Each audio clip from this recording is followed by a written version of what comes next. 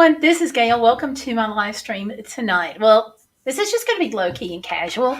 I'm still trying to make some gifts to give away to people this Christmas. Got, I think, a total of, 14 necklaces and like 50 earrings out so far. But there's another group in town that may need some more help. So I'm going to continue making some necklaces. I'm going to make some of those while we're on live tonight. Now, this is not my norm. My norm is travel and service dog videos and so forth. But Christmas is a time where I think we need to come together, even more so than the rest of the year. And the rest of the year, we definitely need to come together. So I'm trying to help out with some odds and ends that I have, and hoping by using those, it'll make somebody else's life a little better too. Peter, I am so sorry. I got your email and just a little while ago. I'm so sorry. I've been battling with some illness and things in my house this week, so I have not been checking email, for which I apologize. Most sincerely apologize. So I am very sorry for what you're going through. I don't know if you want me to say or not. So I'm gonna leave that up to you. But I know you're going through a difficult time, and I'm sorry. So, also, I've been told that I need to give another update on my service dog. I thought we covered this a little bit last week, but maybe not. So the latest about Pipsie is he's definitely on medical retirement. There's no, as far as mobility work, and I'm going to clarify that. With mobility work, he is not able to balance and brace, counterbalance, help me physically with those aspects. So if I start to fall, he can't lean into me and brace me. Things like that anymore. But I think somebody was confused about how can he not do mobility work and still be a service dog. And that's because he was a mobility and alert dog. He alerts to blood sugar, and he can help me with asthma attacks. He can go and get my husband when I fall. He can provide other assistance. If I drop something, he can go get it and bring it back to me. Things like that. So he's still going to be a service dog. Let me get in here with Peter, okay? And we'll come back to Pipsie. So here we go. I'm so sorry that he passed away.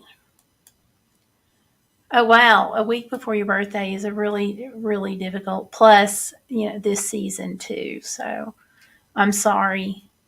I have no words. I have been praying and will continue to pray.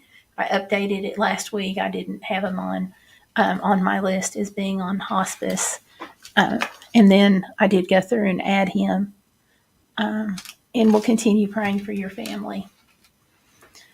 Hopefully you're surrounded by family and friends that can support you. I hope so. And I hope that will be a comfort, the family and friends that are around you. But yeah, it hurts. No two or three ways about it. So, we lost my great-grandparents during the holidays and so forth, and so it's not the same thing, but I understand.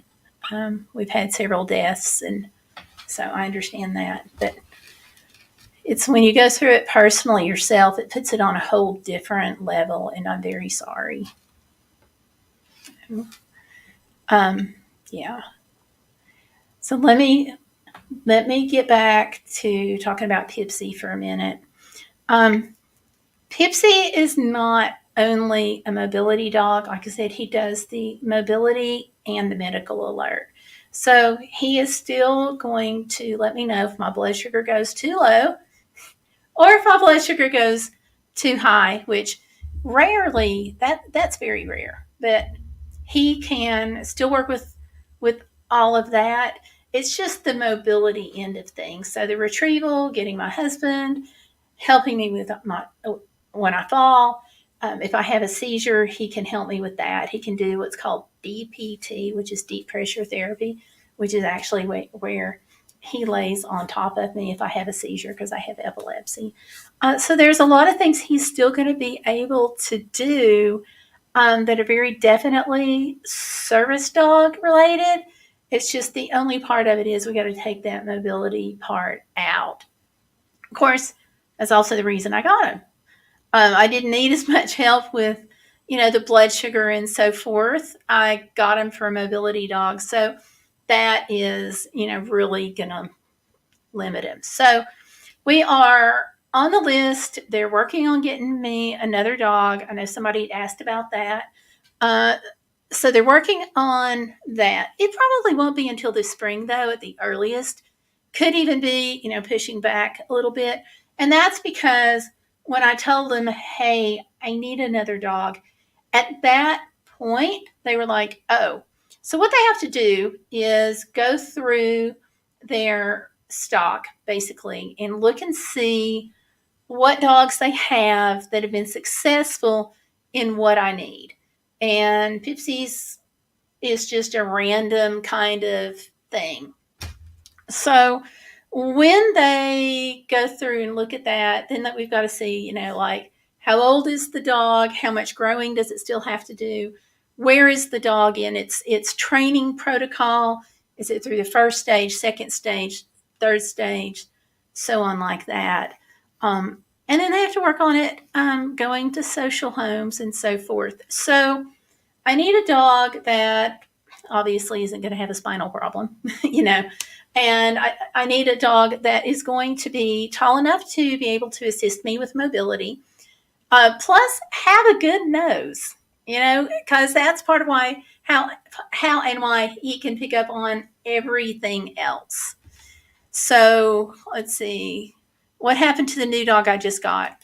The problem with him is that he has developed a spinal and hip issue, and we've been treating it, but not. Let me back up. We have been treating the symptoms. We have not been treating the definitive issue, and that's because it's very, very expensive. And the insurance company that I have him covered under doesn't want to cover anything related to this because they're saying it's all pre-existing. So, it's and there's actually a question mark on that. So with the hip and spine issue, he's not able to work for mobility. He would be okay if he was simply a therapy dog or an alert dog. All would be pretty good on that. But he sits oddly. And that was the first key to let me know that something was really wrong, because dogs don't sit with their legs spread out. Let me see if I can pull up the photo. I was so disappointed. I cannot begin to tell you how disappointing this has been. Partially because of my situation with him, because I got him to do medical help, and he does a fabulous job. But the other thing is for him, I don't want him out there just hurting, So I'm pretty upset about that. And it's one of those things where it's not anybody's fault. Nobody could have predicted it. Nobody could have prevented it, or at least that's what I've been told. So it's been frustrating. So I've got him covered under Embrace Insurance, which I have not been exactly keen to embrace, if that makes any sense, because so far they've not paid anything. And what they have done on the few things that they have allowed, that's all hit the deductible. We're talking about lots and lots of money going for this sweet little dog, and it just all go into the deductible. So, yeah, that's been a real challenge. But let me pull up a little photo of him. So we've been doing a GoFundMe, and I am going to close that GoFundMe out, just because it's just, we're at the point where it's not going to fix the problem. I'll need like thousands and thousands of dollars to fix the problem. And there's a question of whether or not that would even be permanent anyway. So, yeah, but here he is. And you can see that his legs have spread out some in this one. There's other photos where it's more pronounced. But so that really clued me in, right, that something was going on because it's not what you typically see in a dog. And he is just, I got to tell you, he's the sweetest dog. I've never, ever had experience with a lab before. Like you could talk to me about a beagle, cocker spaniels, husky mix. My first experience with a lab, and he is just the sweetest puppy. And, well, he's not a puppy. He's due, little over, but you know what I mean. So, yeah, he's been great. And most of what he wants to do is cuddle. He is the biggest cuddle pup I have ever, ever, ever, ever heard of in my entire life. Here you are just a few days ago. Every night he has to have his nightly cuddles. It's like we can't go to bed without our cuddle time. So there you go. That's where he likes to be at night. So, and early morning, sometimes he'll get out of bed at night and then like at 3 a.m. you have a minor earthquake going on in the bed, and that's because he's jumping up. It's just the way it is. So it's been very, very frustrating. So what we've done to help him out has been what they call shockwave treatments. Here's another one where he's cuddling. So it's a nightly thing. It's a nightly. So we've been doing what they call shockwave treatments. And yeah. Hey, Irene. Iron Fire Horse is here. Hi. How are you? Thank you. Yeah, he does have the long legs, but the problem is the way it is with his hip is the issue. And like sometimes he has trouble getting up. And like the other day, we were leaving home to go into the vet's office. And we went to load him up in the van, and he jumped up and he had trouble jumping up to get in the van. And for a 2-year-old, that's a little bit unusual. So he's got that to deal with. And the shockwave treatments have been designed to reduce his pain. So we did that, and he handled that okay. It was really, really hard on him for several days afterwards because it hurt. But then after that, it has alleviated his pain quite a bit. So he's on medication anyway, a couple of different medications for that, plus the shockwave treatment. So he's a lot better. I just can't, counterbalance, etc. That's out. But one of those things. We do have several people have asked, and I'll just go ahead and answer this one too. I made some little notes on what to talk about tonight. So some people have asked about, him being rehomed, and we already have. He's already decided. It's already chosen. We know where he's going to go. A lot of people have been offering to take him off my hands once he gets feeling better and once he gets well.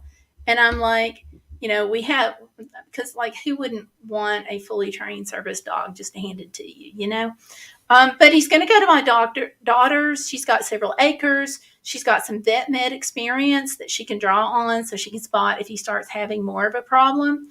Also, he can get to use some of his skills. They do some outreach in the community where she lives, and there are no therapy animals.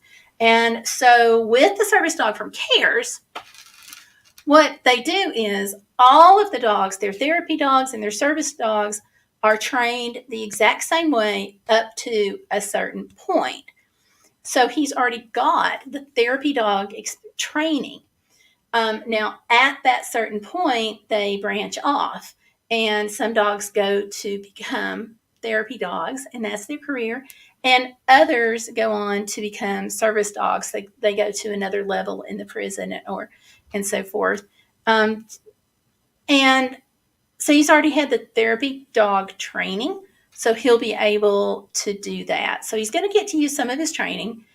She can handle the medical expenses, and she can spot it a little faster than like I can because of her vet experience. And there's several acres to run on, and he's going to enjoy that. So really, it's except for the fact that he can't do the mobility work. This is going to be the best doggy life for him. And he plays together so amazingly well with my granddaughter. It's a good fit. So yeah. So yeah, thank you for that. It is frustrating. And Peter is going through a very sad thing right now, with his father passing away. And it says, I have the last thing of my dad is the USA flag that was covering his casket. I'm glad that you got that. That is a really cool memory piece to have. Irene says Tara sits really spread out. I've wondered about it. Now I'm worried.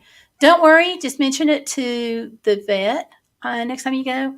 Watch for things like he would not go on a downstay. Hates it. Absolutely hates it. If it's on a hard surface. Put him on carpet. Put him on something padded. He's good forever. He would have no problems going on a downstay with that. But he would, whenever I told him to get up, he would have problems getting up. So just watch your dog for that if you think there's an issue. And he would kind of sometimes yelp a little bit when he went to get up, which also told me that he's a problem. He has a problem. So keep an eye on that. And actually, my daughter kind of pegged that too. So we come in here. I love you. Actually, he's not going to go to Stellar's. He's going to my other daughter. Yeah, Stellar is, she doesn't have, she's in a little tiny apartment. So she doesn't have space for him. So he's going to my other daughter's, which will actually be better for him because of the medical and stuff. She did a year at vet school until she added up the student loans and said, I am done. I'm coming home. Oh, yeah. I'm glad she likes cuddles. So that's just really cool, Peter. That is a really cool thing. Yeah. I agree.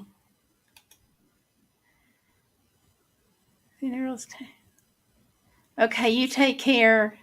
Take care. That does make it a long day. Bless you and take care. Okay, good night, Peter.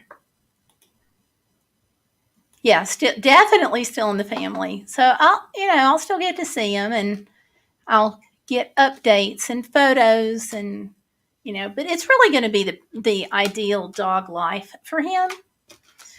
And that's what you want. I mean, if he can't be with me, I want him to have a really good life. And I mean, we could keep him. That there was that option to keep him and try getting another dog, but I'm just not sure how well it would work because he's been used to going places with me and doing things and being right there with me. And then all of a sudden he can't do that anymore. So I'll be going out with another dog and leaving him at home. And that I just didn't think would be a good thing because he had to be crate rested for 6 weeks prior to having the first shockwave treatment and then rested afterwards. And I will tell you that him being left behind was really, really hard on him because he's used to going. I mean, that's what he's been trained to do. So, yeah. So I don't know when that's going to happen, but we are canceling and closing out that GoFundMe. But so I want to thank everybody for your help, though, that tried helping me get him better. And I appreciate that. It just, it's just one of those things. So, all right. So I have these necklaces. So what's locally? there is a group of moms. It's kind of a women supporting women thing, which is really cool. And they are trying to put together Christmas for some people who, kids who were kind of caught in the gap there and wouldn't have a Christmas or wouldn't have a very good one. So last week I had some things that I put together and we took them, some items, but then I heard that they still have need. So what happened is I'm going through while we talk, I'm making some Christmas gifts here. I have this massive amount of tangled mess. And yeah, I think that's really the best doggy life that he could have. I think he'll have at her house. Just not the best service dog life, but he's going to be really happy. He likes it out there, So, he already knows her. He already knows my granddaughter. We already know he likes it out there, and it's a farm, so he's got lots of things he can stick his nose into and sniff. All those icky things. So yeah, I think he'll do okay. And he loves the grandbaby. Oh my gosh. There was like one picture that we took and I'm like, oh my gosh, whose dog is this supposed to be? Because it looked like a natural fit. Let me see if I can find it really fast. Of course I can't. Let me see. Where'd you go, Peppers?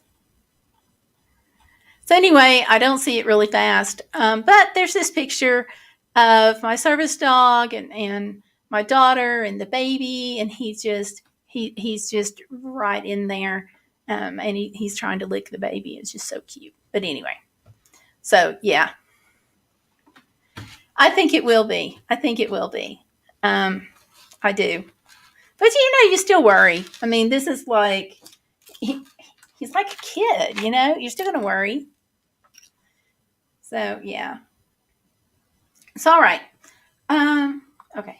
This tangled mess of cords that I have, this whole big tangle, a couple of years ago, I can't believe I have had these that long, but a couple of years ago, I ordered some things from Amazon, and these necklaces were not the right length.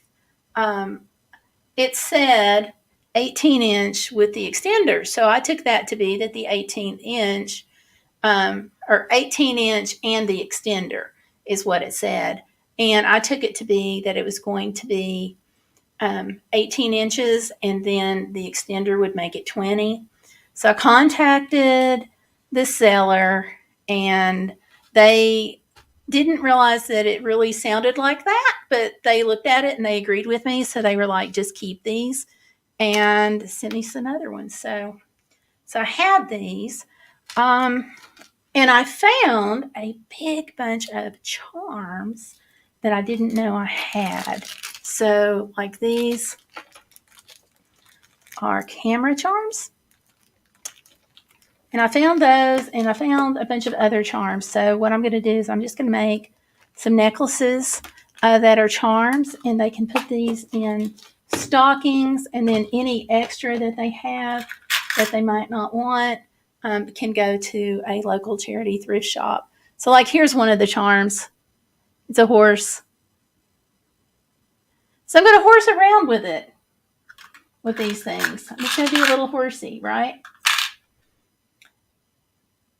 Here's a mom and foal, which is actually missing its little hoop on the top. Let's toss that one.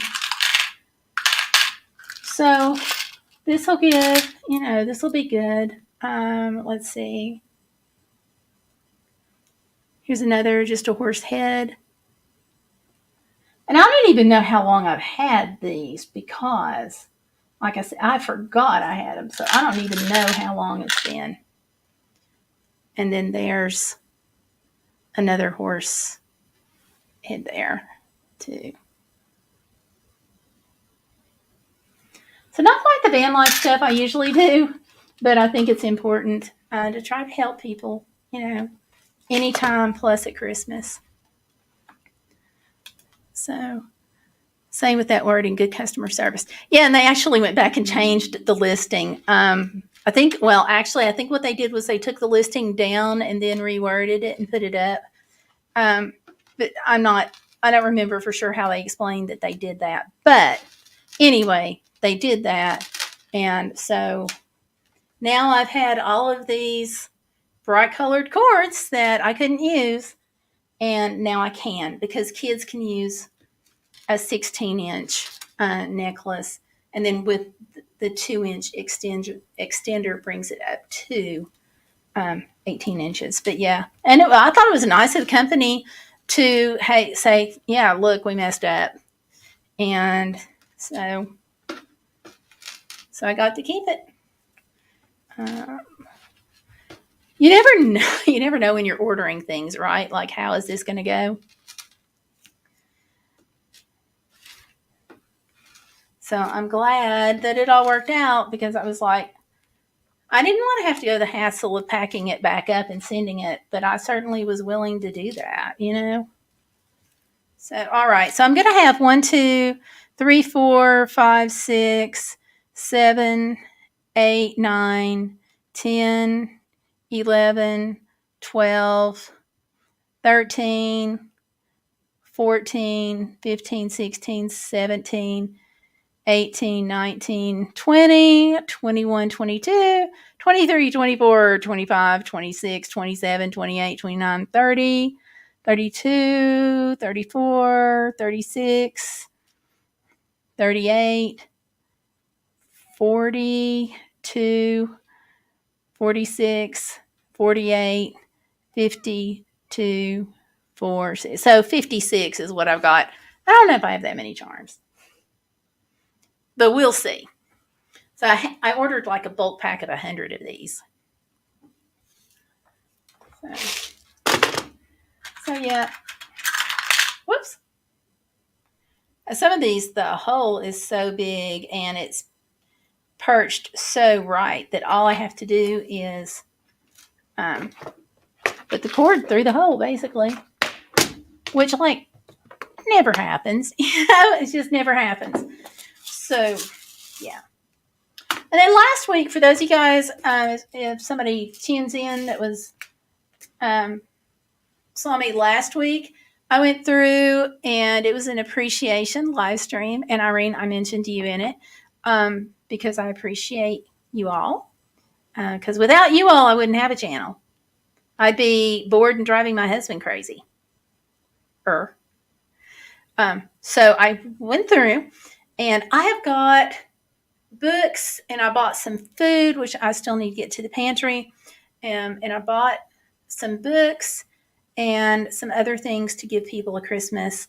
You guys can go back and look at that from last week if you want to. There are some cosmetic bags, and I put some jewelry in with those for ladies.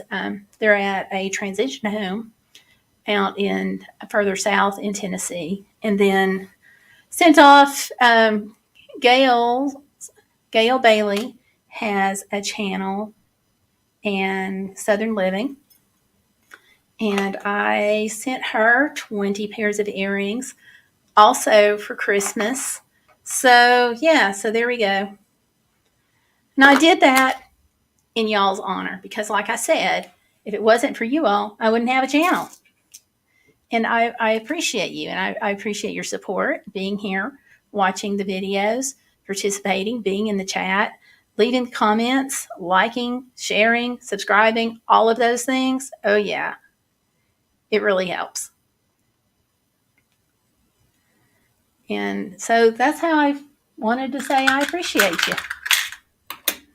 So the books are going, there is a library sort of cabinet, and they put the books in there, and it's an honor system, and they have like a 95% return rate on their books, which is really pretty cool. It's in a part of Tennessee that does not have the best education system, so encouraging the kids to read is like a really, really big deal. But it's not just for kids.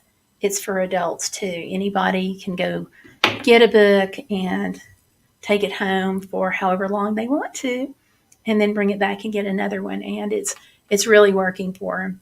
So I think they said that they had about the same return rate. Here we are with the little horse's head here. I think she said they had about the same return rate as the local library did, which is pretty amazing to me because there's no fees for this one. So there's, if you're late, you don't have to worry about it. But, the library will come and talk to you if you keep the book and they don't think you're going to bring it back. And this one, they don't have to worry about it. But they are getting them back. So there's a turnover there. So the books are going there. The makeup is going to a transition home, and there's a piece of jewelry in it, each of those bags. And I have a leash set and a gentle leader, and I've talked to the police department here, and our sheriff's department is getting a brand new canine.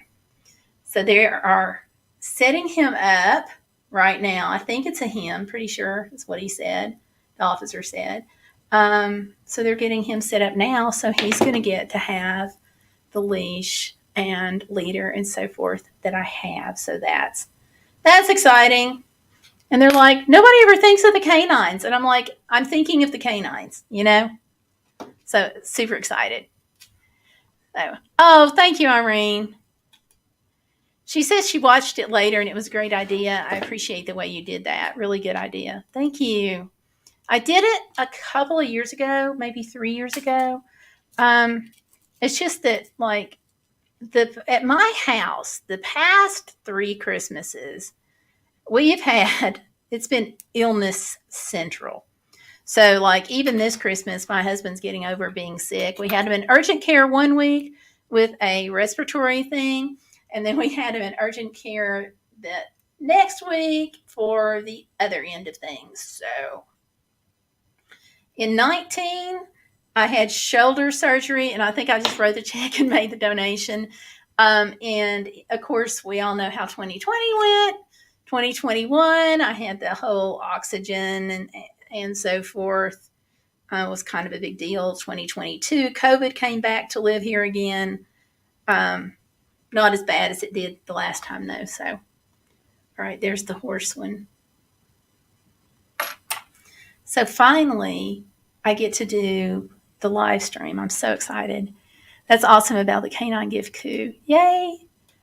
I'm glad. I think it's important, to give back, and that's why I did that in y'all's honor. So I had it. I've not used it. It turned out it was a product review. And I'm kind of sad about it because I really like the leash and collar. It's by Let's Perfect. But it's way too heavy for Pipsie. Way, way, way too heavy. He just doesn't need something that big. So I went ahead and kept it. And I said, at Christmas, I'll see about donating it. And I did think about an animal rescue group. And in fact, I have a gentle leader that I picked up. And if they can't use that for the police canine, then I'm going to donate the leader to an animal rescue group. But he is going to, get first dibs on it. So, yeah. So I'm pretty excited because I wanted to do something in y'all's honor. And I'm really glad to be able to do that again because I missed it. And I'm like, I donate the 10% of what the revenue is on the channel. And a few years ago, I think I contacted people and there was a big, big need for food. So it all went to the food pantry. This year, it also partially went to the food pantry. I got this great deal, and van life has really helped inform some of the things that I get in general for food for not just myself, for other people as well that I'm donating to the food pantry. But that I found some cereal bowls the milk and everything is already in the bowl. So all somebody has to do is add water. So they've got milk and cereal already mixed up in there. It's like a powder thing. If you said you saw the live stream, you may have seen it. Um, I would not have paid that much attention to that were it if it hadn't been for van life. It just would not have hit my radar screen. So I got some of that. I got all that they had that was marked down on clearance because they're like $1.25 each, and I was able to get those things for 50 cents. So I'm glad you like horses.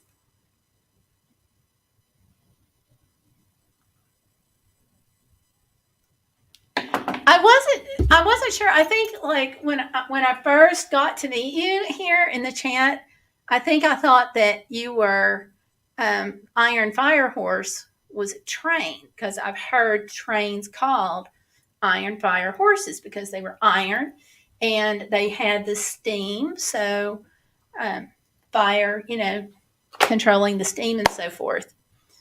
But I got really cool. I like your name. I think that's cool. And I'm glad that you like horses. Yeah. Horse women are very solid people too. There's just something about women who have the love of horses or they're around horses. It takes confidence to be around an animal that's that much larger than you. So I have the utmost respect.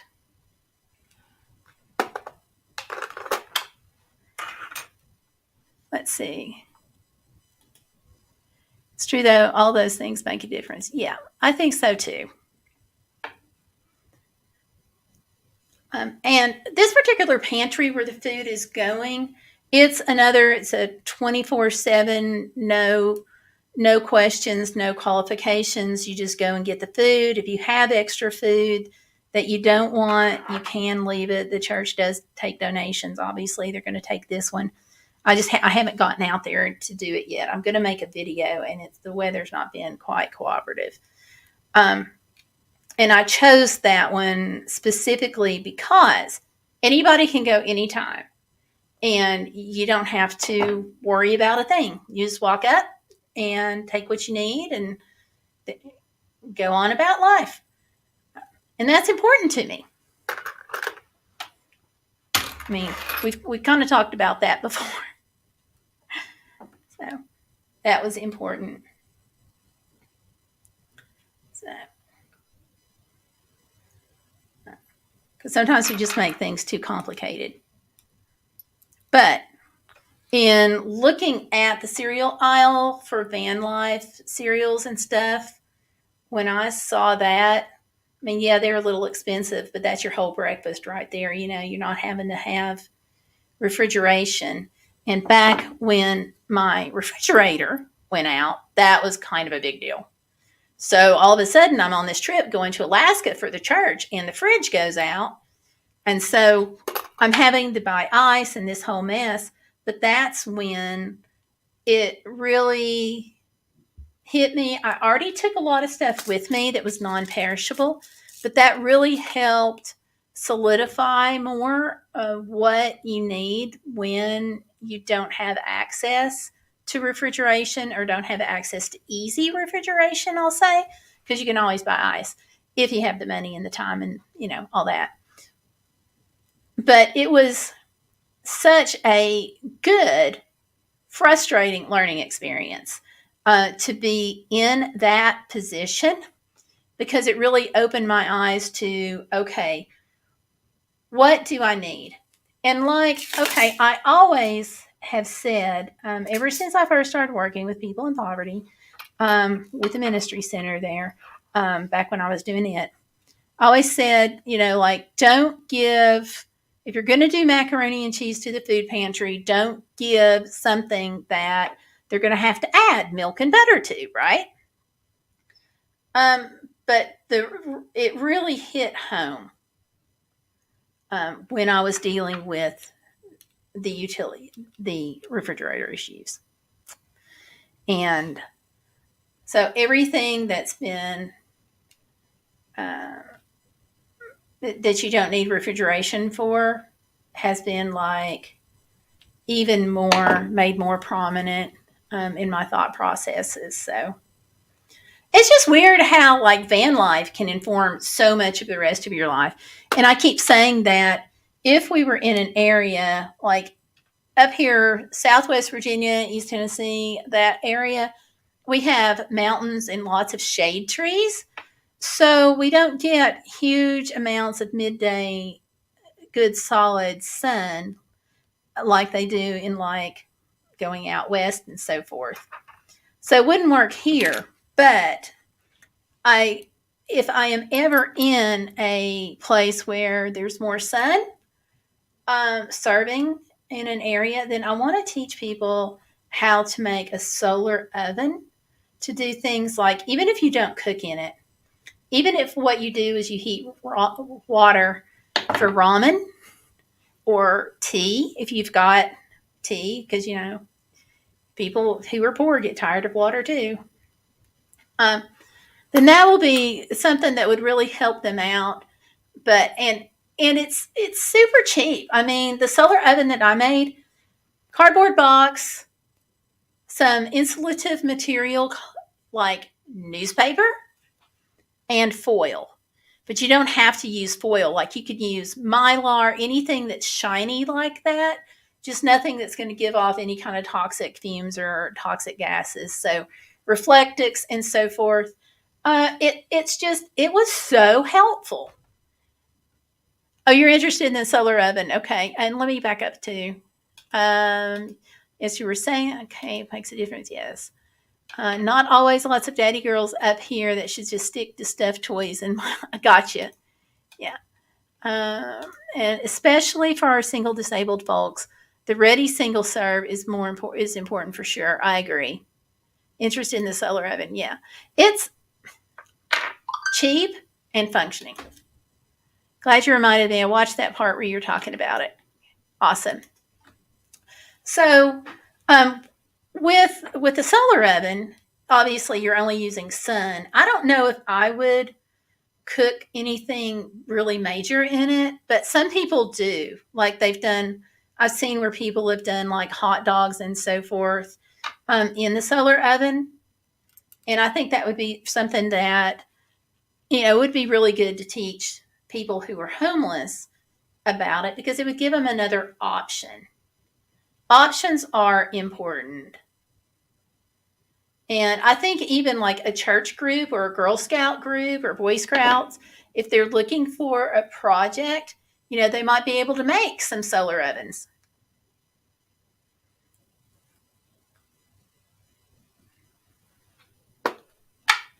Let's see here. Let's see what we've got going on.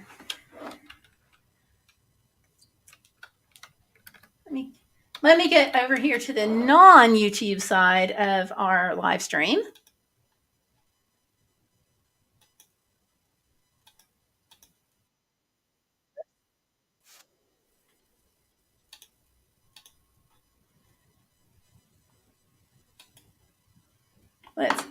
Oh, Irene, you got it. Thank you.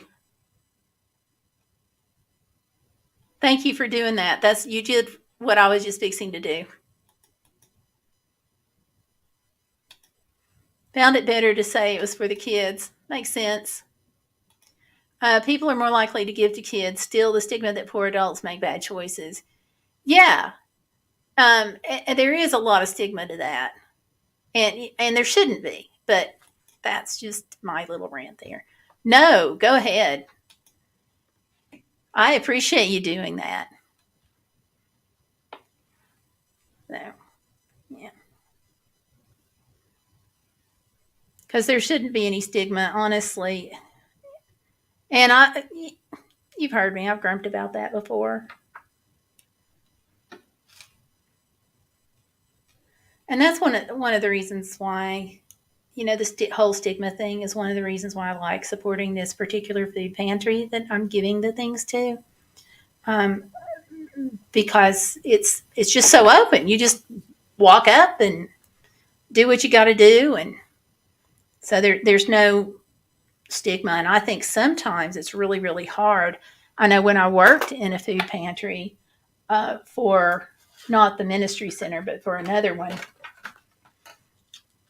there was some difference of opinion, shall we say, among some people on help. And I think I shared with you all about the woman who was getting to go out of the country.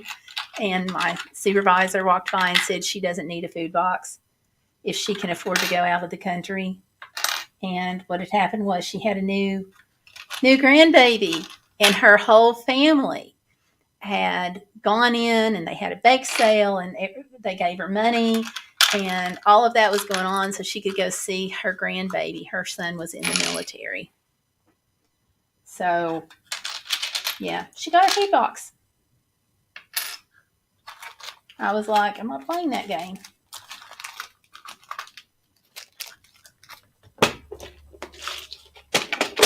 Not going to do it. Yeah, I really do appreciate it. Let's see, I know where you stand on the stigma thing. I didn't ask for proof of income. It was obvious to me. Yeah, I mean, plus, I don't care what somebody's income level is. They could have a really big income level, and like here, they could have so many medical bills that they may not be able to make ends meet just because of their bills. You know, COVID like to kill me. We paid COVID bills for quite some time, months and months and months. I guess a little over a year, well over a year actually.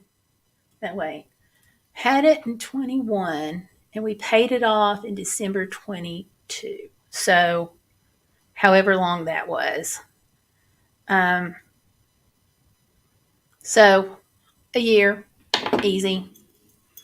And when you like with us, I hit my $6,000 out of pocket with the insurance company. And then once you get to the end of the year, the way our insurance works here in the States anyway, on January the 1st, everything starts all over again. So I had oxygen in December, rolled over into January and still on oxygen and home health and had all those bills. So it was a brand new deductible and everything. So got a little crazy. And then my husband had his ER visit. And we have, for the most part, we have decent insurance. I wouldn't say it's the best, but it's not bad. But you get a family that like maybe they don't have insurance or maybe their insurance company is declining coverage. You know, I don't care what their income is. You know, if they've got a lot of bills, they've got a lot of bills, and I think they should have access to a food pantry regardless. You just don't know what somebody's going through. You know, I have a friend that I'm close with, and both of her kids have chronic health issues. And they're on, I don't think she'll mind me telling this, they're on Medicaid now, but it took them years to get on Medicaid. And she wound up having to quit work and taking care of the kids. So it got really, really bad for them with all the medical bills. So, I mean, you get hit with several $1,000s in medical bills, and I don't care what your income is. It's going to hurt. Then add on all your other bills that you have to pay, and it's tough, real tough. Let's see. Irene said we had a disabled woman who was a match for a bone marrow transplant and flew to save someone else's life, and people were freaking, but they didn't have the facts. It was no one's business. Wow. I think it's pretty cool that she was willing to fly to save somebody's life. I really think that was super cool. That puts her in hero level in my book. Yeah. Thank you, Irene. I was glad I made it through that too. You know, I've had some crappy times in my life, and that was interesting. Don't ever want to go through that again. But the good news was with me, where I was in a clinical trial with the Novavax COVID vaccine, I went into getting COVID because, you can still get it even with you're vaccinated. I think we all know that now. But I went into that with some demonstrated antibodies, which helped me. If I had not had the antibodies, I might not, real good chance I wouldn't be talking to y'all right now. And that's just how life is. But we knew from being in the clinical trial, we knew whether or not I had antibodies, and they could go check it and see. And yep, I did. And that was really staunchly in my favor because it was rough. It was rough. You don't think about being relatively young at my age. I mean, young for a mature woman. You don't really think about us being on home oxygen and having to have home health come out and stuff. So that was eye-opening. Made me appreciate the freedom of van life that much more. Freedom. I think I just like freedom. I don't like being tied down, I think. These little necklaces are coming along pretty quickly. I'm going to run out of horses and switch over here to the cameras. And then we'll see. I may actually have more charms than I do necklaces. Because I've got this bag and then I've got several more charms. But I'm doing horses first because they're just kind of cool.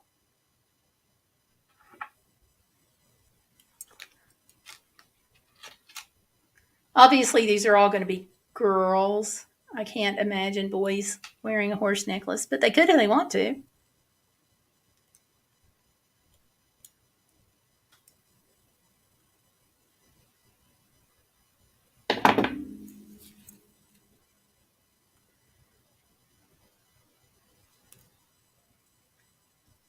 And I'm also glad, I'll be honest with you, I'm glad I'm finally getting to use these cords.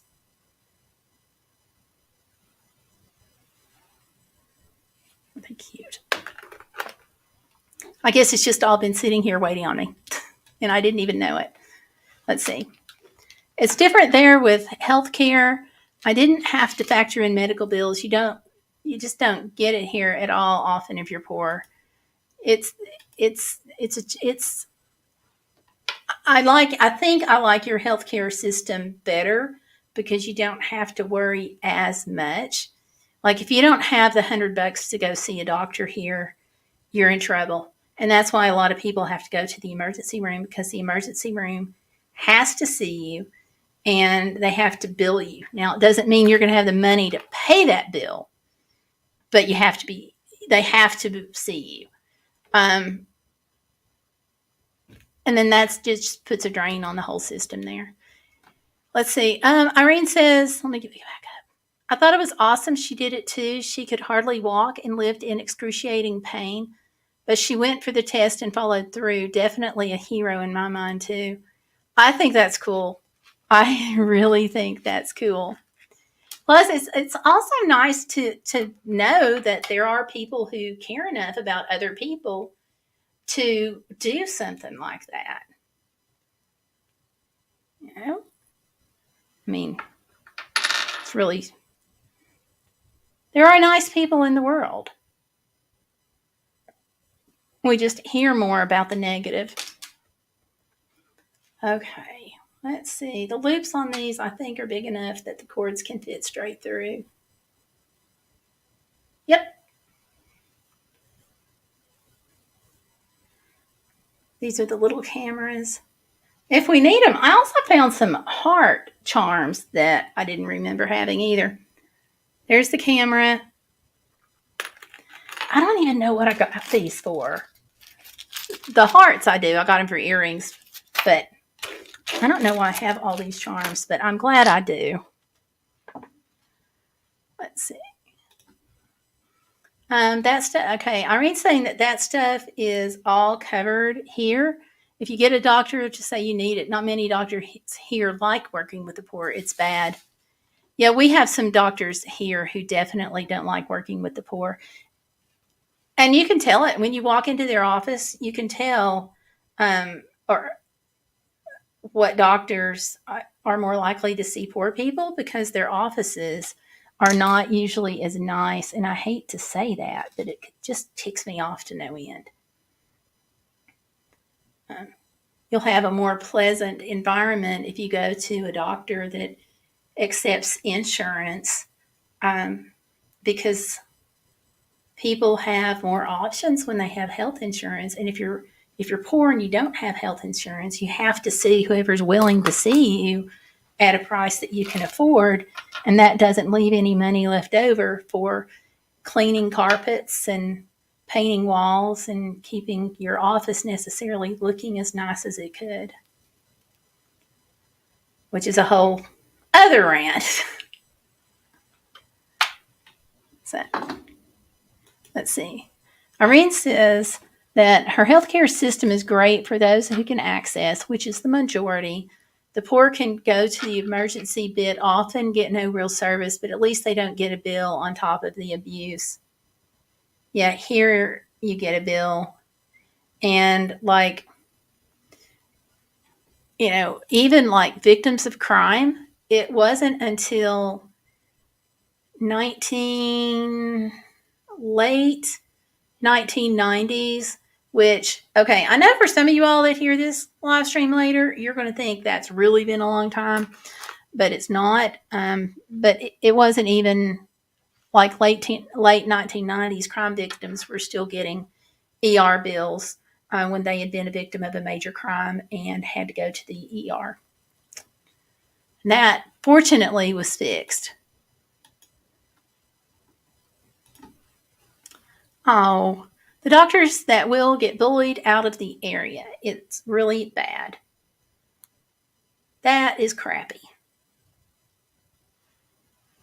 And I guess, too, part of the reason this is so near and dear to my heart on the medical stuff is because when I was a kid, I grew up without health insurance.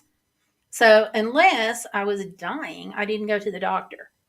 And I remember one time I'd been so sick and I was in like third grade and I can remember just like putting my head down on the desk at school and just getting sick all over the place. And I wasn't sure if I was going to get sick or pass out first or whatever. And my mom finally took me to the doctor on that one. And I'll never forget it because the doctor got really mad at her for waiting. I had scarlet fever. And scarlet fever can do some major damage to your body. And that's what I had. And, without having health insurance, we didn't have any way to pay the doctor bill. But I needed to go. So Mom had to work it out with the doctor. And I remember him kind of yelling at her over it all those years ago. And I thought, I don't want to be in this position where my kids don't have health insurance. And like, even as a little kid, I prayed for health insurance. And when I graduated from high school, well before graduation, I went to work for McDonald's. And McDonald's offered health insurance, but you had to be a full-time employee and you had to have a 24/7 availability, basically. I mean, they wanted you to be able to work from 5:30 in the morning, or wanted you to have availability from like 5:30 in the morning till 2 in the morning. So that's basically 24/7. And I couldn't do that when I was in high school. But the day I graduated, I went in and I talked to my manager and I'm like, hey, I qualify for insurance now. And he's like, no. He said, you have to have over 35 hours per week for the past 90 days. And I remember looking at him, I said, go check my hours. I have been working more than that for the past 90 days and more. Because it was my senior year in high school and I did not want to get stuck any longer without health insurance. So sure enough, like literally the following week, he came back and he's like, okay, we've checked it. And as of such and such date, when your availability opened up, you qualify for health insurance. And here's your forms to fill out. So I remember as a kid just I was so relieved to be able to get health insurance because okay, technically at 18, you're an adult. So I can remember as a young adult being grateful for health insurance. I mean, you still had to pay for it. It still comes out of your paycheck. But, knowing that if I got sick, I could go to the doctor was just huge for me, even at that age. And I'd had some dental things that came up when I was in high school. And I had to clean out my savings account myself personally to pay my own dental bills because my mom couldn't. And fortunately, from where I had been working so much at McDonald's, going to school as a high school student, and also working full time at McDonald's, I had some savings built up so I could afford to take care of my dental problem because she couldn't, and we didn't have health care. So I would like to think that times have changed, but there are still kids that are in that situation. And people say, "Oh no, there's not," but yeah, there is. I have talked to them. Let's see. Um, the immigrant doctors are awesome. Right? My neurologist, who finally diagnosed me with epilepsy years ago, um, was an immigrant. And he was willing to take the time to actually go through my history. And even when I argued with him, he was like, nope, nope, you do. You have epilepsy. I'm looking at your EEG. Anyway, yeah. No, respect and care. Absolutely. Yeah, it was, it the things you go through just adds up. And I think if we allow them to, it makes us a little smarter. Mm-hmm. Mm-hmm. Yes. He was so mad, and I'll never forget that. He was like, he told my mom, he said, you get her home, you get her home right now, you put her to bed, and you don't let her out of bed. And she was like, not real thrilled about that. We had a family business, long story, but we had a family business. My grandparents had. She worked in it, so you know, being told to go home and put me to bed and let me recover from scarlet fever put her in a bad spot because she didn't have we didn't have health insurance. We didn't have anybody to cover the slack. There wasn't an employee there that could cover the business when she wasn't in there. So that didn't last, I don't think, probably, but just a few days. But, it got me over the hurdle. And then I was like, I don't ever want my kids to be in this position. So we've managed to keep them all under health insurance. And honestly, Irene, that's a problem that I'm glad you all don't have to deal with. It's a huge stress and strain. You shouldn't have to decide how your child's going to go to the doctor when your child's sick. They ought to just be able to go. So if nothing else happens, I would love to see us at least get full coverage on kids. Excuse me. Sneeze. Let's see. All the extras are covered under private insurance here, but it's done through employment for a small deduction. I have to pay for the tray for my epidural cash because I don't work. Ooh, okay. So if you don't work, you're kind of penalized? Is that what I'm hearing? Because that's not good if you have to be on disability and can't work.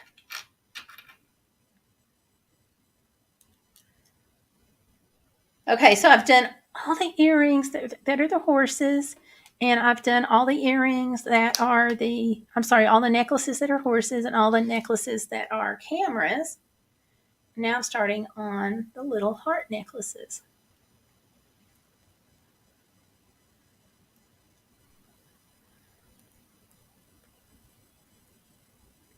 I thought I was going to get to decorating the Christmas tree, but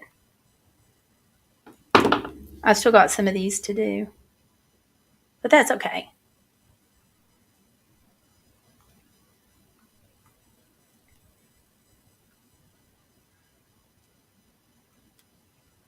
I might pop on and do a live stream tomorrow about the tree or something. We'll see.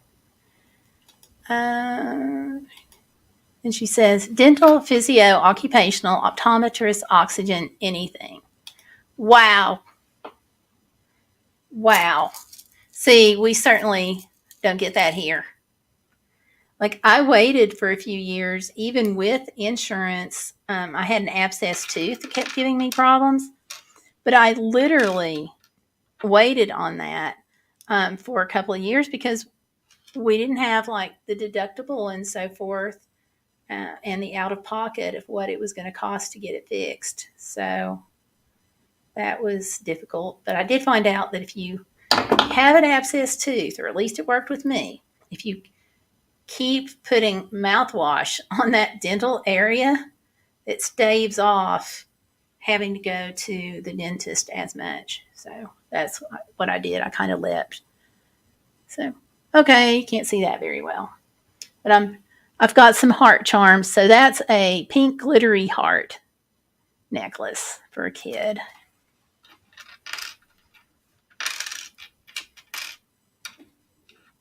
But then even with insurance, you still have to, like I said, you got to balance out all the costs. It's a strange world we live in.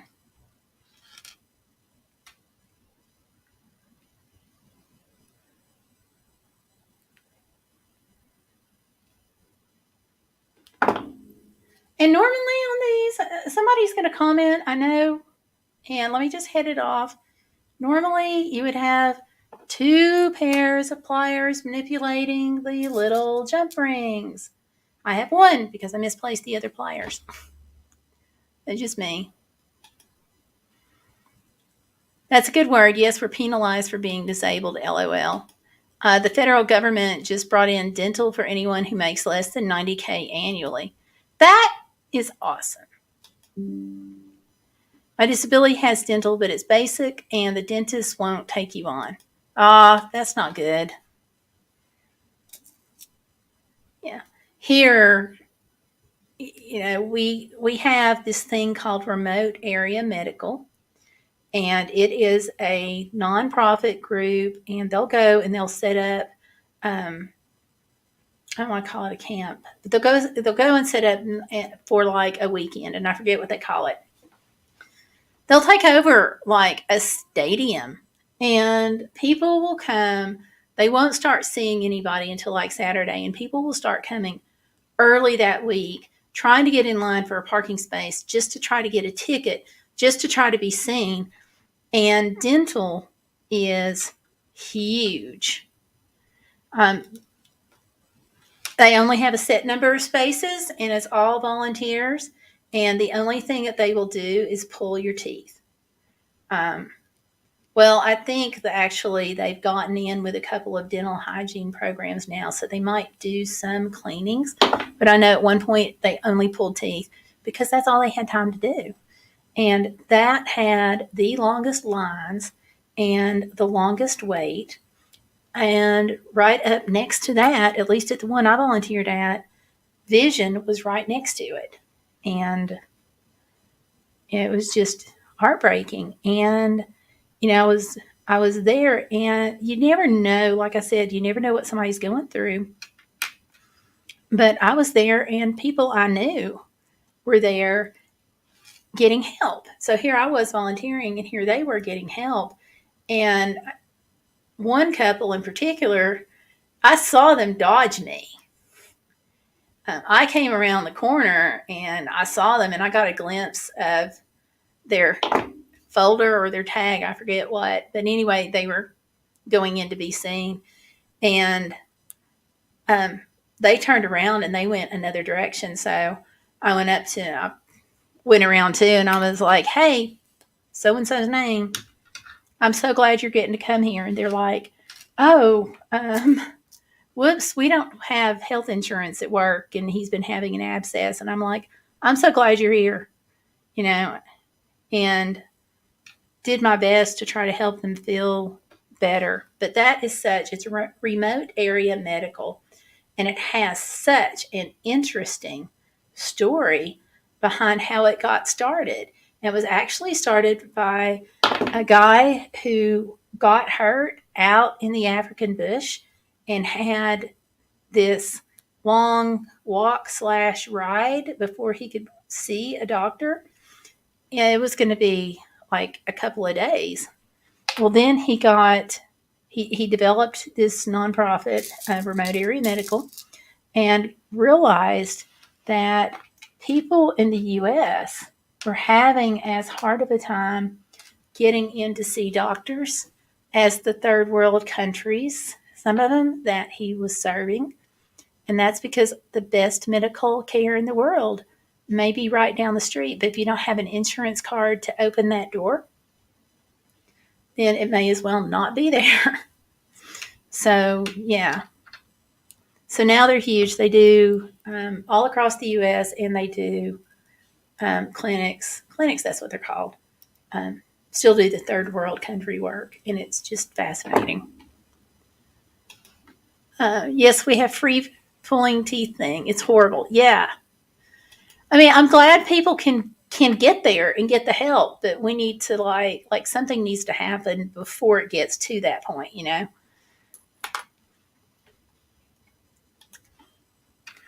That's really good, Gail. It's important to help people keep their dignity and know it's okay. No judgment. Yeah, I mean we're all people. I mean, we go through this life and we all do the best we can. Most of us do the best we can, and there's no should be no shame because at one point or another we all either have needed help or will need help. You know, and maybe it's not about money. Maybe you are trying to find a tutor to help you with your college stuff so you can graduate from college and get a better job. Or maybe you normally have money, but somebody hacked into your PayPal and drained those funds, which happens. I mean, things are going to come up. And you can find yourself suddenly and without warning in an unemployment line and just any number of things. So it's just the way life is. Things come up. And here, being in Tennessee, where we used to be, Southeast Tennessee, was the northern tip of a secondary tornado alley, and a tornado could come and wipe out your house, and you could need help no matter what your income level is. So it's just fact of life. Things come up.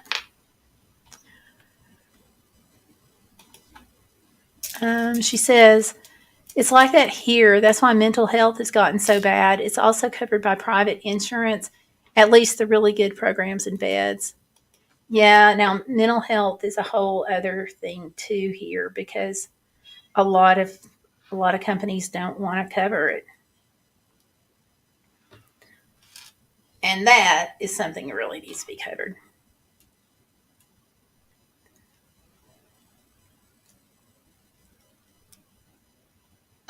Because brains break too. They're like your toe or your leg or your arm. They just break. We got to take off the stigma on that too. That's a pet peeve. Because I think if we really, if we looked at it from the point of view that, hey, brains break just like any other part of your body,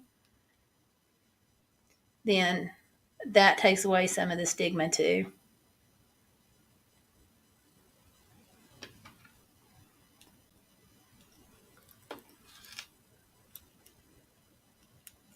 Basically, I think we need to be in a world that offers people more forgiveness to each other.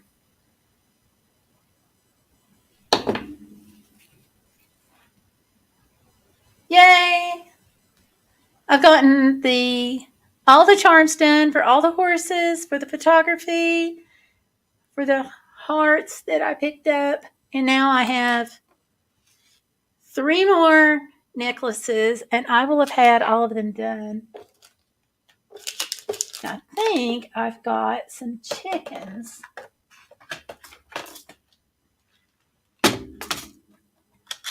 Yep, I've got some chickens.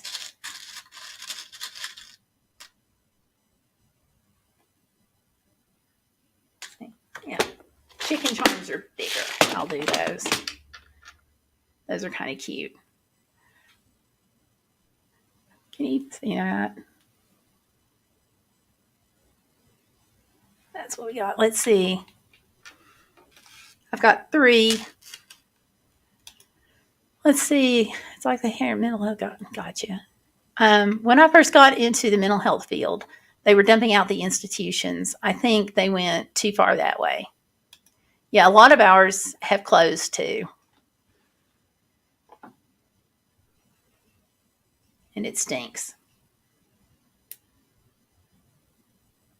And I think we're paying the price for that too. I don't know how it is in Canada, but we're just seeing more of the depression, more of the struggling, more of that drug and alcohol abuse. All of those numbers are up.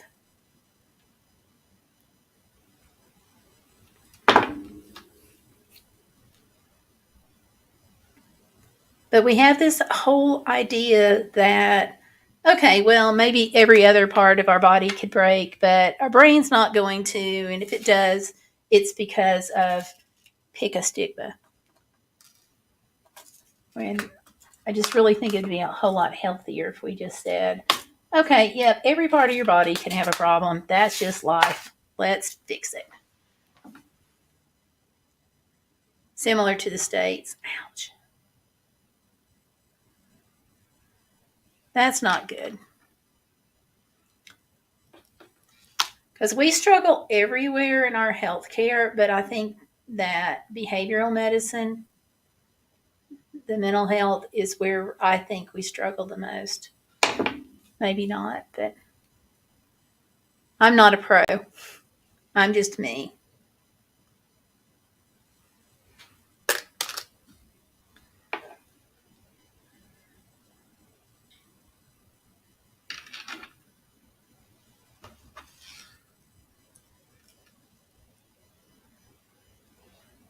Ta-da. This is my last necklace. And I think this is going to be more than they need, but I'm going to let them tell me. And like I said, whatever they don't use at this mom's group, they can donate to a specific thrift shop.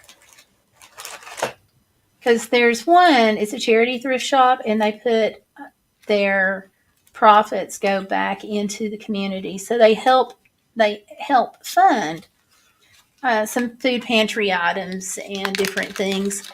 When somebody got burned out of their home and needed backpacks, I went to them and I was like, hey, do you know anybody who can help me get backpacks and school supplies for these kids? They just lost their home.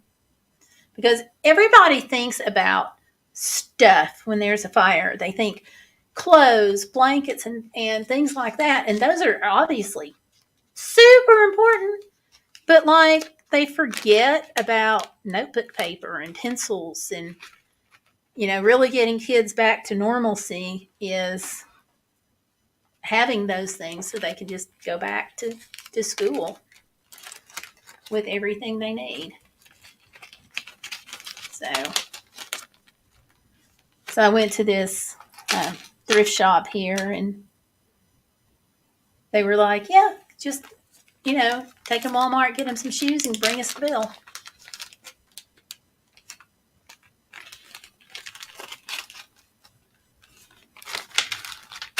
which I thought was nice. Because they weren't even, like a lot of places will say, well, let's look through the used shoe pile and see what we've got, And they didn't hesitate. And I told them, I said, I want them to have new things because I think they need it after the fire. And they were like, oh, absolutely. So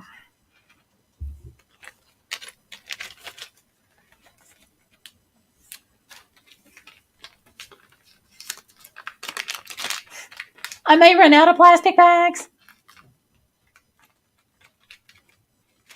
but that's okay.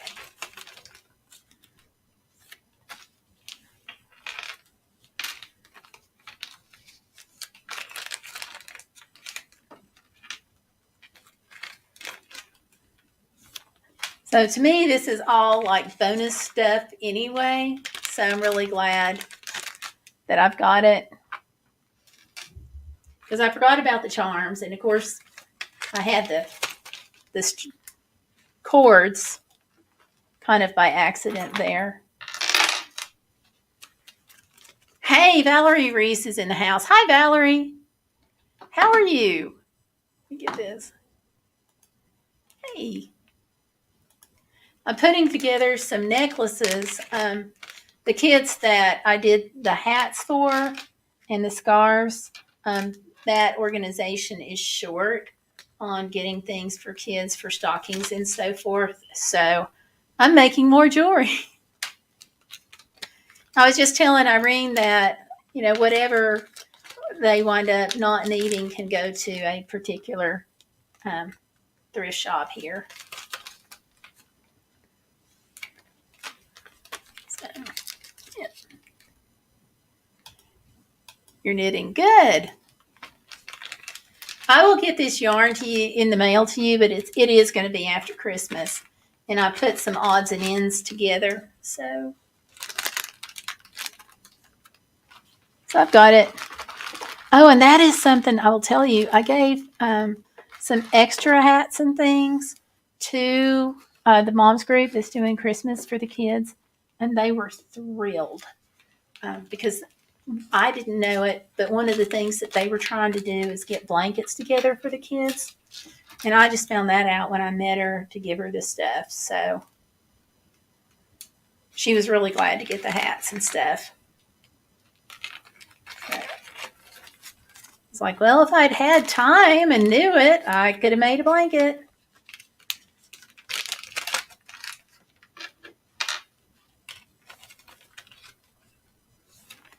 We'll see next year what next year brings.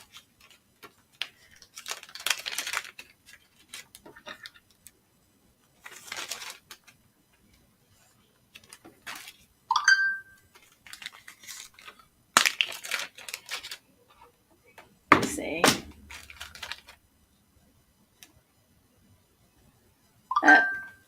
That's Stellar Piper. She's sick. She's like, Mom, I'm sorry to miss your live stream. She only knew.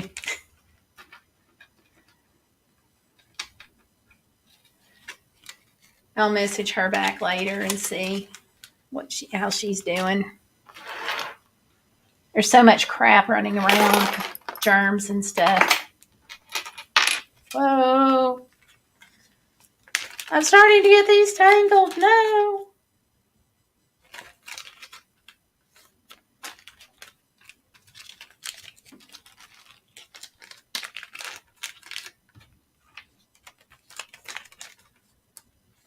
Poor Irene, she's been hanging out with me and I've done all these necklaces. You've kept me on track, Irene. Uh-oh.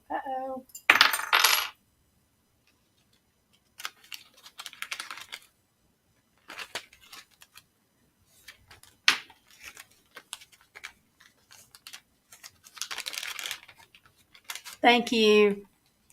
Yeah, I'll message her back. She was supposed to go to a party tonight, a Christmas party. I guess she didn't make that either.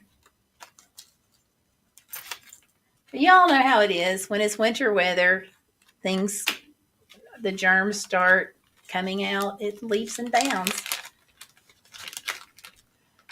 Oh, Valerie was editing a cooking video collab for tomorrow. Woo! What did you cook?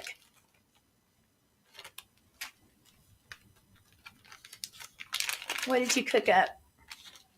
And Irene's just hanging out with you and cuddling and playing ball with Tara. Aw. Now remind me, what kind of dog is Tara? What breed? Obviously, she's 100% certified good girl, but what else other than that? Cranberry salad. Ooh, that sounds good. Yeah, this coming up week is my kitchen baking week. We do cookies for a lot of people, so that fun starts. Actually, I said tomorrow. It starts Monday. I forgot what day it is. I think last year I did 750 cookies.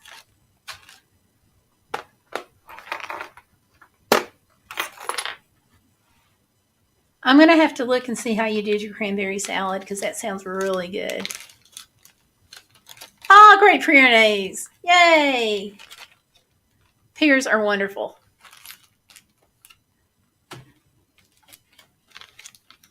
Now, my daughter, the one that Pipsie's going out to on her farm, she just got one to help guard the livestock. They have coyotes. I was hoping she'd get a donkey, but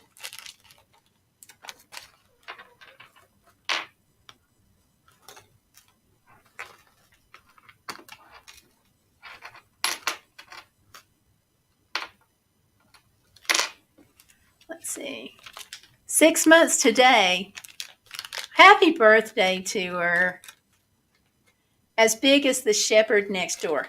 Yeah, they are not small dogs. You got a real one. You didn't get one of those little yappy dogs. But they're real dogs too, but you know what I mean. She was born on a farm to livestock guardian dogs. There you go. She's going to be high energy too. That's cool. Let's see. Valerie says she's going to make molasses cutout cookies with pumpkin dip in another week and post the video in a couple of weeks. That's my plan anyway. That sounds good too. I may do a couple of videos when I do the baking. I don't know.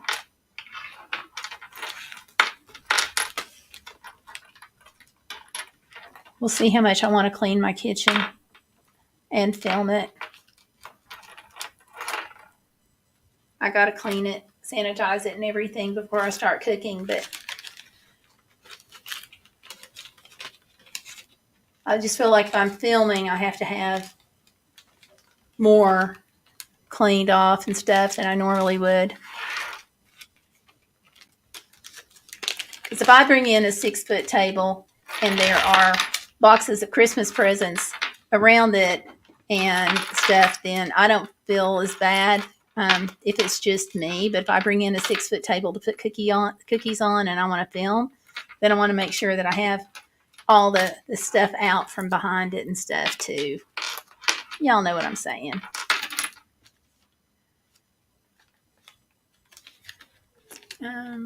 See, born on a farm to livestock guardian dogs, but they had 3 females they didn't want. They had a whole bunch of them of various ages. Interesting. Well, I'm glad you have her. Yeah, I've known a few people that just would not have anything else.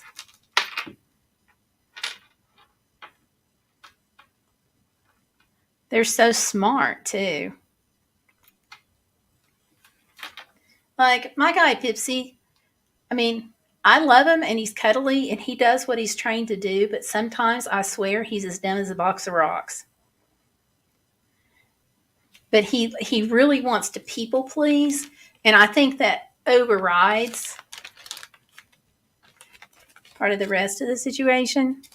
Like Tomlin was he was a husky mix. So huskies are very smart dogs, and he would mouth off at you, but he could figure things out, it seemed like, a little quicker.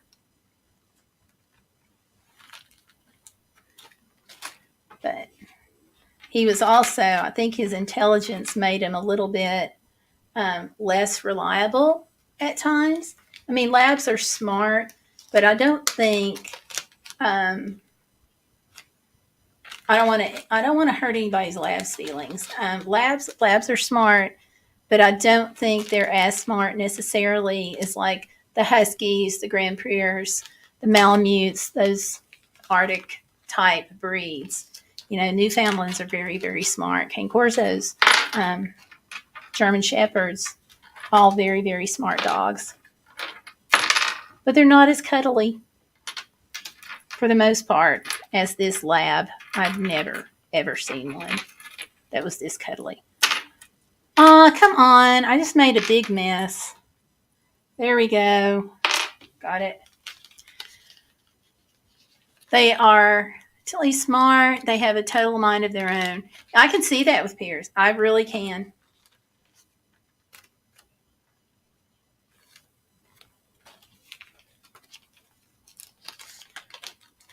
And I don't know. It could be too that I was just so used to the husky mix that I it's overshadowing Pipsie's intelligence. I mean, because Pipsie's smart. It's just that the other dog was like really, really smart.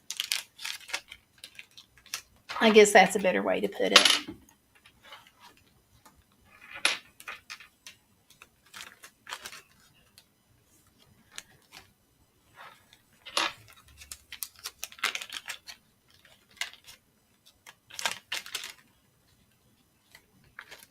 But like I said, this was my first experience with labs.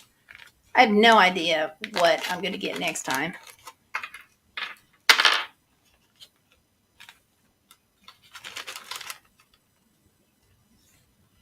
And as long as it doesn't have a hip and back and spine issue, I don't care. Irene says you can see her listening and then thinking about it and then mulling it over and finally making a choice. LOL. They need patience. Yeah, our husky was like that.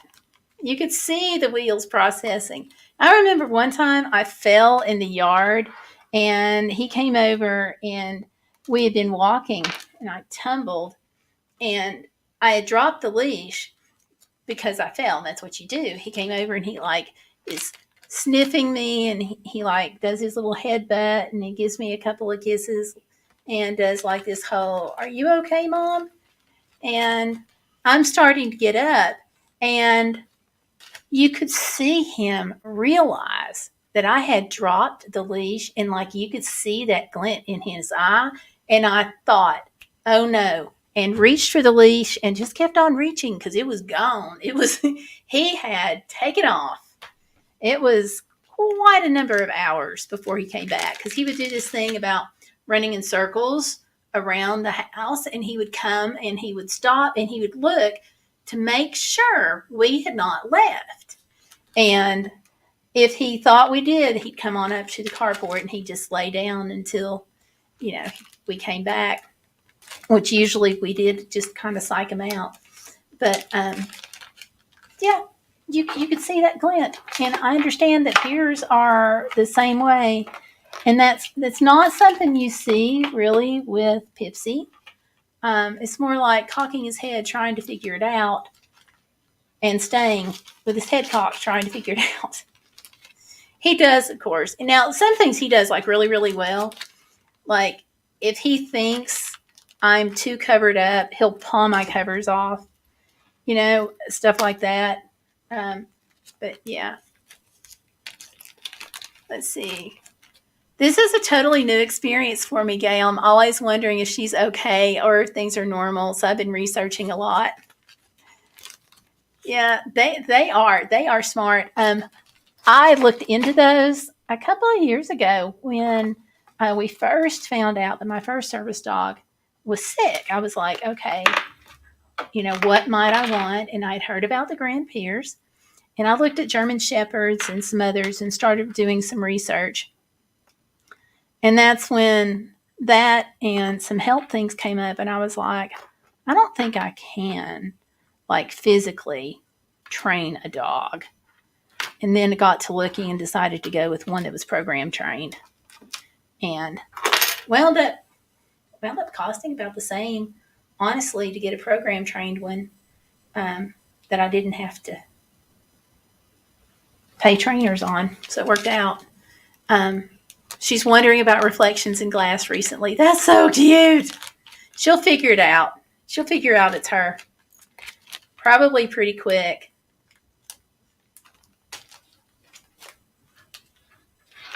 Oh, Pipsie. Oh my gosh. I have a video I have not trimmed down, and I need to. It's a short. When I get it up there, Irene, you're going to have to see it because you're gonna get a kick out of it. Pipsie got in a stare down with another dog at a gas station, but it wasn't a dog at all. It was a sign. But the sign had the, silhouette of the dog painted on it. And like Pipsie is just like staring at it. So funny. And I'm like, look, Pips, that's a dog. I mean, that's a sign. That's not a dog. So.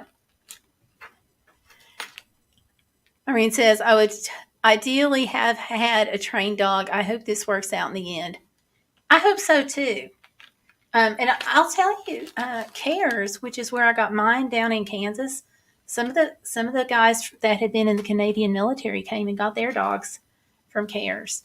They're 7,000, but I'm not happy about the spine and hip issue. But as far as the quality of the training, cannot fault it. I think they did a superb job. And if I have to get another dog, just like as he got older and retired, just choosing another dog, the one I would go back to them. I really think they did a phenomenal job training the dog. And we do joke, I mean, he's prison trained. So we do joke about the fact that I have a repeat offender because he went to prison not once but twice. So there you go. So we joke about that, like, what did you do?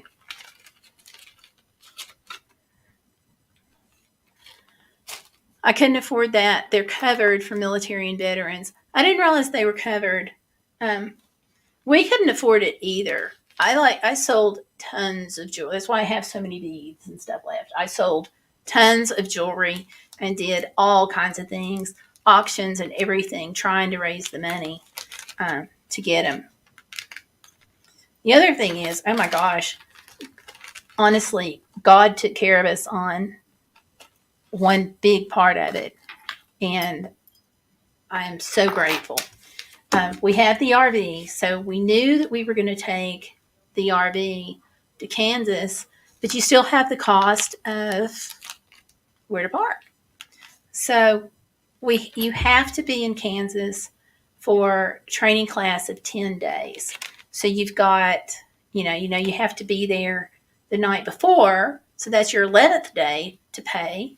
And then the night that you leave, you don't leave until after graduation at like 6:30, 7:30 at night.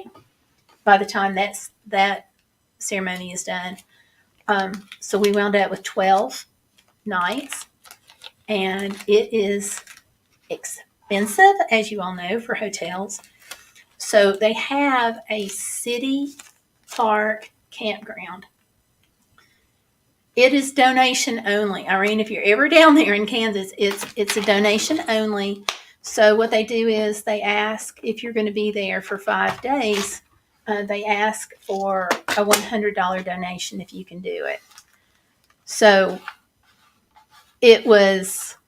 we were able to get that. There's no reservation. It is strictly first come, first serve. So you may go and it's completely full.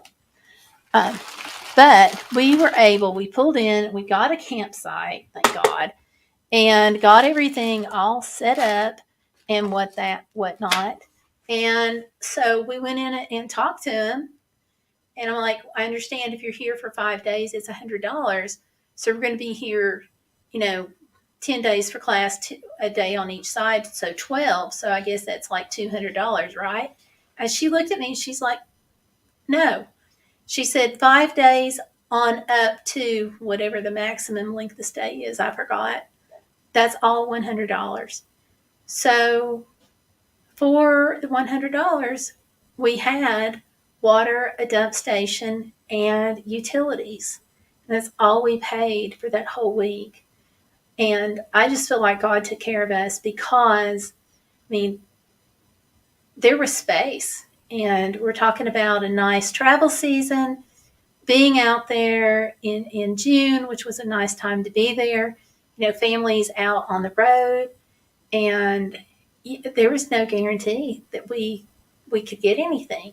And so when we went, and I was like wow, you know, talking to her, and she's like, yeah. Now, if you'd been here 2 nights ago, it might have been different because we were kind of full. And it's like one of those, you know, you just get this whoosh of peace because you just know that a higher authority had taken their hand and worked that out for you before you got there. So we were able to, yeah, I didn't question that at all. I was like so thrilled because people were having to pay like $130, $150 for hotel rooms per night. And we couldn't have done that at all. So it was like God just said, okay, don't worry about it. You know, I've got you covered. Because that's not going to happen again, I am sure. You know, it's just, I guess too, that the whole thing has been a test of faith because it's like I really worry about things I think sometimes that I don't need to worry about. And that was one thing I was super, super stressed over because part of the expense of going to get the service dog is you have to go out places with your dog, including restaurants. And I know they say, "Oh, don't feel pressured to buy anything at the restaurant. You know, you don't have to eat. It's just a training." But the restaurants, like, this organization basically comes in and takes over most of the restaurant. So you know the restaurant owners are expecting you to purchase something. So you got to build all of that into the budget. And being able to have the RV and knowing that I had a crock pot back in the RV to take care of some of the meals, it was just a huge blessing. Now this time, if my husband can't go with me, we have no idea when this is going to happen.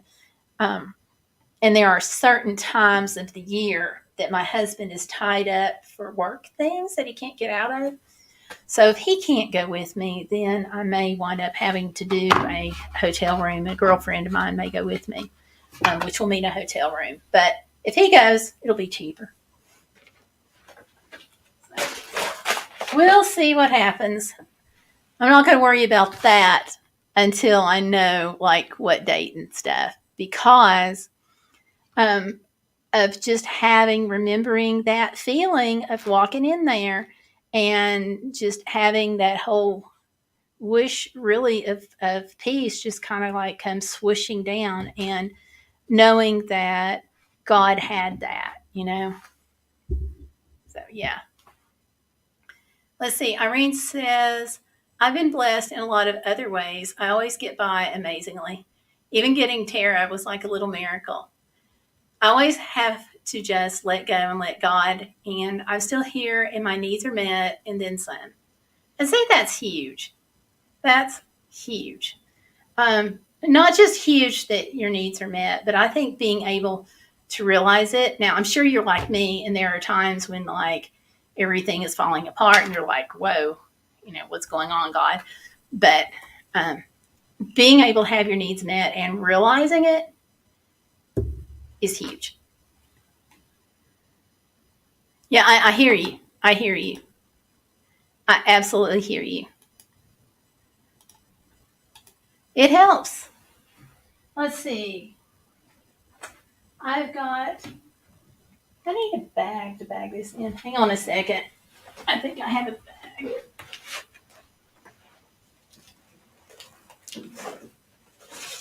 Okay.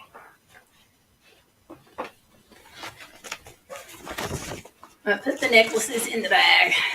My ever growing awareness.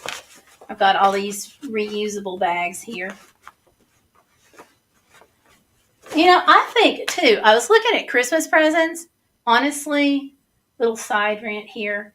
Um, these reusable bags are about the same price and sometimes under what those large gift bags are.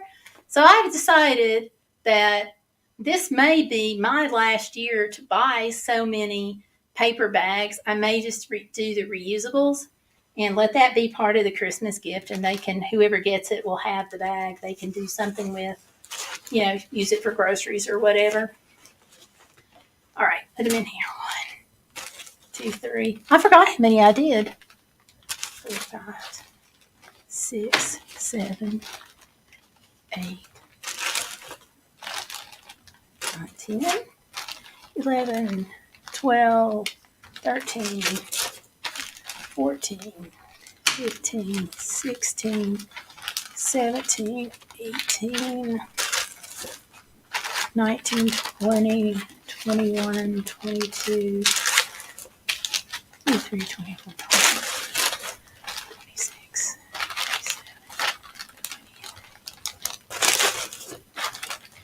29, 30, 31, 32. Ah!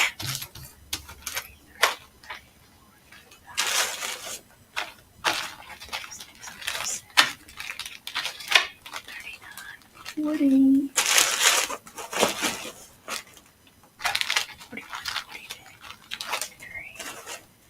44, 45, 46.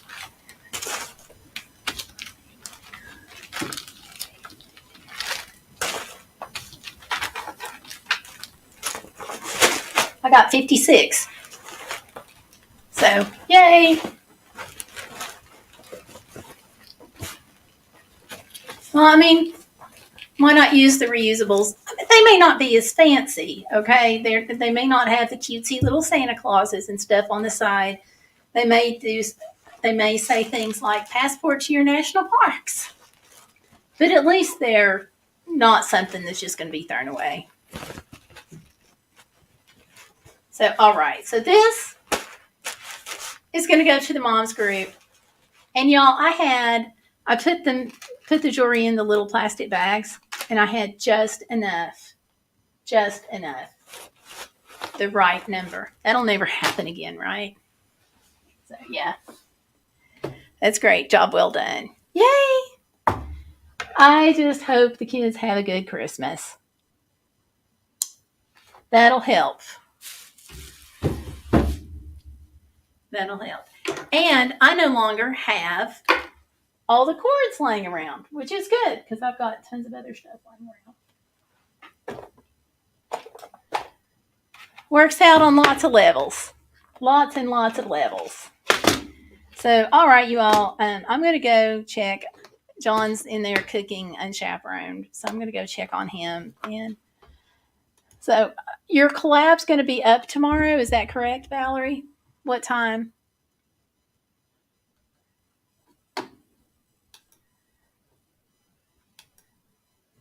Or have you just been editing? I want to try to catch it.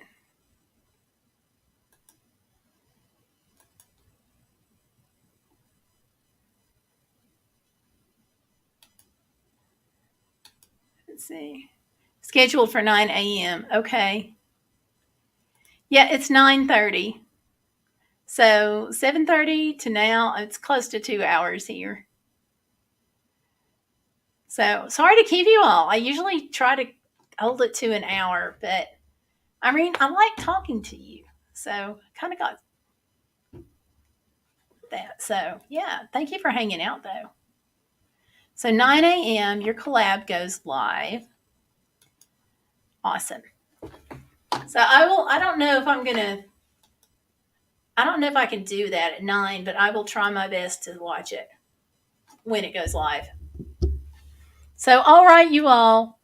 Thanks for hanging out. I hope you guys have a good weekend and a good week coming up. Irene, it's been great to hang out with you, and Valerie, great to hang out with you too. So you all take care.